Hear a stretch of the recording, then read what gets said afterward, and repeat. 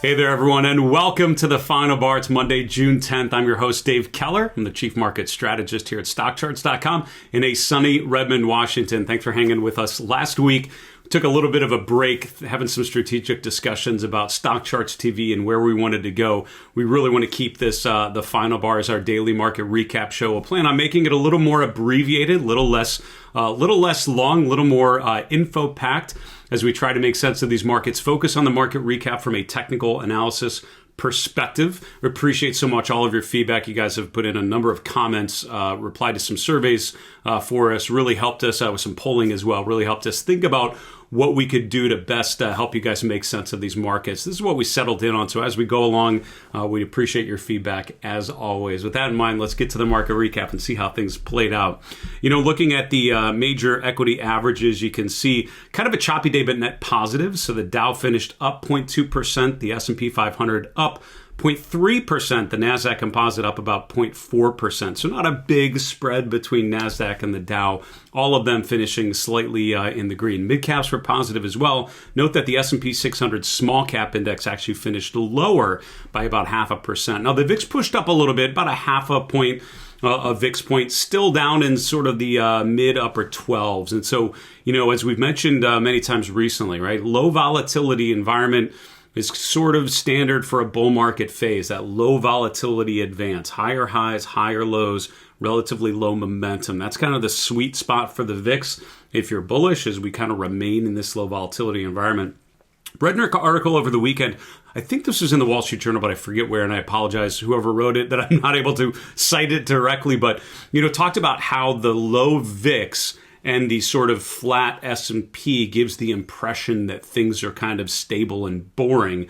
The reality is this is one of those times where there's a big difference between the VIX, which is based on the S&P 500 options market, and the volatility of individual stocks, which are actually fairly elevated here. So the low VIX actually misrepresents the elevated volatility conditions that we're experiencing. So there are plenty of individual stocks moving. Just today, if you look down at the market movers widget, you'll see there's a lot of movement to the upside and the downside all around, right? And that is kind of the nature of where we're at right now. So while the VIX is low, it feels less and less like a low volatility environment. There are more stocks moving over 10% was the particular measure that I looked at than in quite a long time. Continuing on here, the interest rate environment, looking at bonds here, rates moving higher through the course of the day today. The 10-year yield finished around 4.47, 5-year points around 4.48, the long bond yield right around 4.6%. Bond price is slightly lower. The TLT, which is a Treasury bond ETF, was down about 0.2%. The dollar index up about 0.25% from Friday's close. The commodity space all in the green today. The DBC, which is a broad commodity ETF, really geared more toward energy than anything else, finished higher by about 1.5%. Energy prices overall were higher. You can see the crude oil ETF USO was up about 3.4% today. Gold and silver prices also moving higher. We've seen some toppy action in gold, and through the course of last week, and I know over the weekend as I was writing for my Market Misbehavior Premium members, we talked about how gold prices overall were giving that key bearish divergence, which we're seeing on a lot of other charts as well. We'll look at the S&P here in a moment, see if that divergence still holds true, but suggests a bit of weakness here in gold. And you know, the weekly chart of gold has actually started to show some weakness, with the weekly MACD signal actually very, very close to firing as of last Fridays. We'll get to that chart here in a moment if we can. Cryptocurrencies, a lot of chop over the weekend. Bitcoin actually almost got to 72,000, ended up settling around just below the 70,000 level. Over the last 24 hours, did get right back up to 70,000 and then push lower. And when I see something like that, I'm completely unsurprised by it. As we've mentioned many, many times on the show, cryptocurrencies, particularly Bitcoin, it feels like those big round numbers, the 10K increments, are kind of like magnet prices or a pivot point. You will find more often than not 70,000, 60,000, someday maybe 80,000 tends to serve as a key support and resistance level. It's a big round number. It happens more often than you'd probably think. Looking at the 11 S&P sectors, you can see utilities up about 1.33%. CEG is one of the top performing S&P names today. Again, utilities now a bit of a growth sector because it's an AI play with all the power requirements for AI, for cryptocurrencies and elsewhere. All this cool stuff we're doing with computing and machine learning and artificial intelligence require a ton of power. Utilities, all of a sudden, the new growth play. And Utes, again, up 1.33%. Energy, number 2, up 0.8%. Real estate, which is a fairly defensive sector, up about 0.5%. Those are your top 3 performers. On the bottom, you have financials down 0.4%. Huntington Banks, one of the regional banks, was one of the worst performers in the S&P today. That stock traded lower in a big way. I think it was the CFO dropped a comment at a Morgan Stanley conference implying their net interest income not as good as expected, and that is hitting the stock pretty hard. Materials and consumer staples all slightly lower as well. So if you look, 8 out of the 11 S&P sectors actually finished in the green, which is not too bad. Our market trend model remains bullish for the S&P 500, the major equity averages as of Friday's close. Friday is when I formally update the model. The S&P's model has been bullish on all 3 timeframes. Really coming off of the April low, I think mid-April it turned back bullish, and from there it's remained constructive pretty much every week, remains that way today. Let's look at the Magnificent Seven and Friends, this group of mega cap leadership's names. You can see Meta up 2%, Amazon up 1.5%. On the downside, 2 of these names finishing lower. Apple with their Worldwide Developers Conference happening today. I don't know. I haven't dug into all the details to see why Apple dinged lower. One of the first headlines I saw was, great news that the calculator app is coming to the iPad. And I'm thinking, if that's one of the lead headlines on this conference, I don't know how great I feel about that particular, that was almost like a joke. I was checked to see, is this a prank? But no, they were legitimately serious. Now, it actually can do some really cool stuff. You can actually free write calculations, and it helps answer it. So, it was way more impressive than the headline implied, but the headline was pretty funny. Tesla continuing to struggle relative to the rest of these leading growth names, down over 2% today.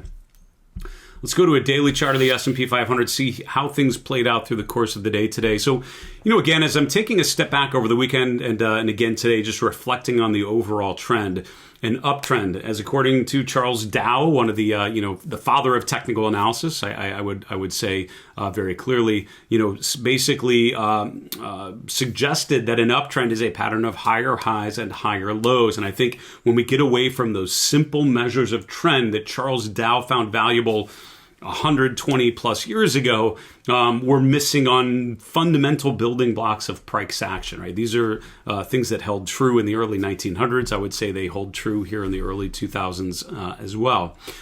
The uptrend is clear on the chart of the S&P 500. Our market trend model, as I mentioned, remains bullish. The trend is bullish, as defined by the fact that we're making higher highs and we're making higher lows. And as long as that continues, doesn't matter what you think could happen or may happen, the trend is positive by definition. So the fact that we're coming off a new 52-week high last week, the fact that we made a new all-time closing high on today's session, closing just above 53.60 for the first time, means the trend overall is positive. Now, are there causes for concern underneath the hood? Perhaps, right? Things that I would be looking at. One of our YouTube video on Friday on my channel called Market Misbehavior was called 3 Signs of the Bear. I was looking for 3 things that tend to happen at a major market top. I think we're seeing 2 of the 3 of those here as I'm looking at the markets over the weekend. And, after today's session, the S&P did close higher. But if you look mid-May to early June, in price terms, clearly going up. Look at mid-May to early June in momentum terms, we're actually sloping downwards.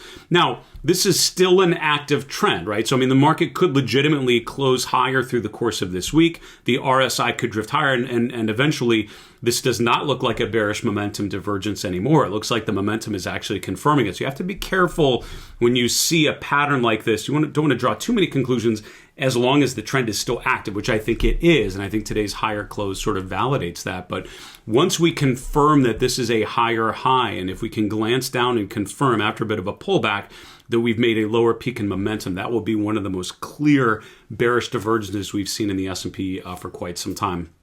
So something to think about. Now, one of the other things I would look for is, a sign of a reversal. What's the sign that the trend is actually rotating lower? And that's what I think you've not necessarily seen that certainly yet. Today, of course, making a new closing high. We're not breaking down by any means. A trend line using the October low from last year, the April and May lows from this year lines up pretty well with the late May low on that reversal day. It gives us sort of a downside threshold around 5250, 5300, depending on how quickly this market might sell off. So for me, 5200 is kind of that line in the sand. That's that swing low from May. That's the 50-day moving average. We break below 5200, we will have broken down through trendline support, price support, and moving average support. That would be a trifecta of bad for the S&P. It's not happening yet. So to be clear, I would say the overall trend remains fairly strong here. Let's go quickly to a chart of gold, and then we'll talk about a couple individual names that are top of mind after digesting today's price action. So here's the chart of the GLD. You can look at gold a couple ways. I look at the GLD and I also look at spot gold, which is $GOLD on the Stockcharts platform. Here's that bearish divergence I was mentioning, I think pretty clear on the chart of gold from April to May.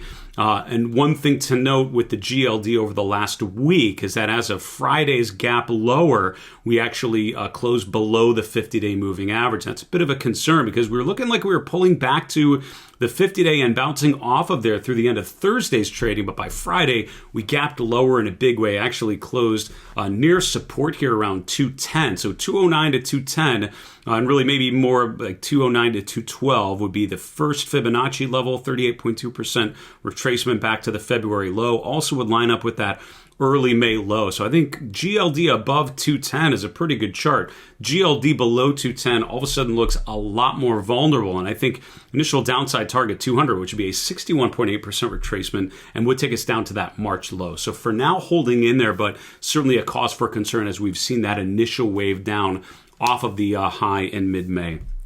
Let's finish off looking at some individual names here as we wrap up the final bar here for Monday, June 10th. You can see NVIDIA has completed its 10-for-1 split. It was up around $1,200 a share on Friday's close. Today we close around $122. So that's not just your brain playing tricks on you. It has been a 10-for-1 split. By the way, the market cap is not correct here. It is still a $3 trillion market cap. The calculation got messed up with that split. Hopefully the Stockcharts team will have that fixed very, very soon, but there wasn't some big downgrade in the size of the company for some reason.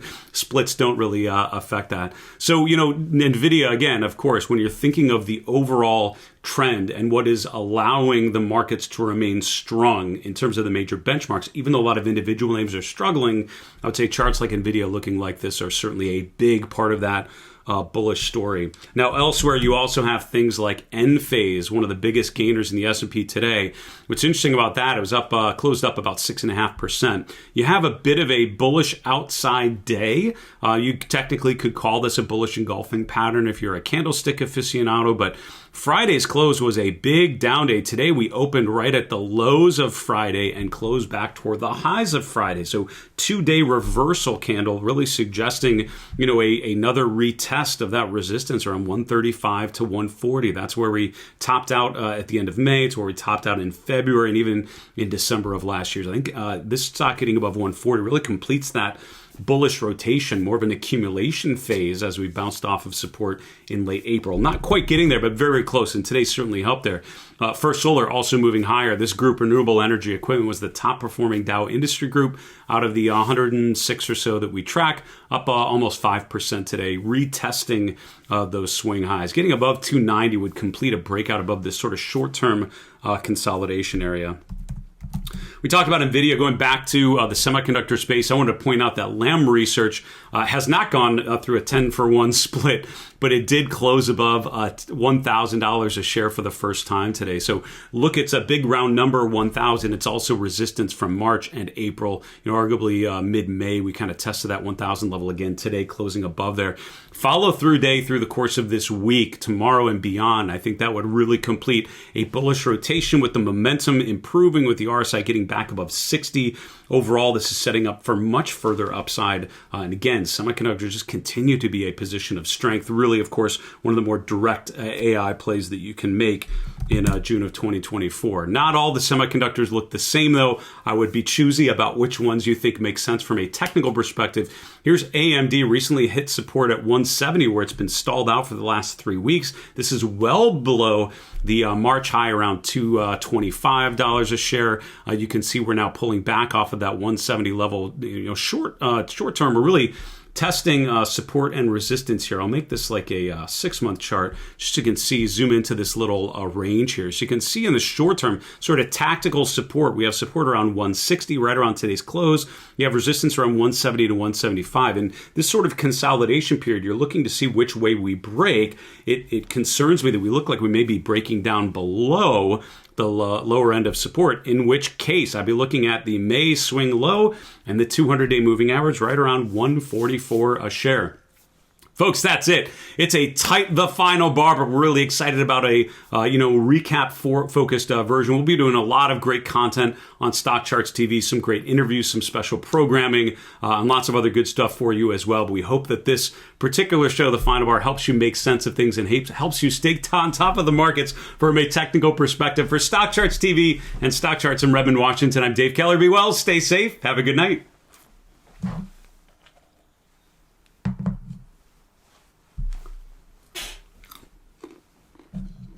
2 for 2.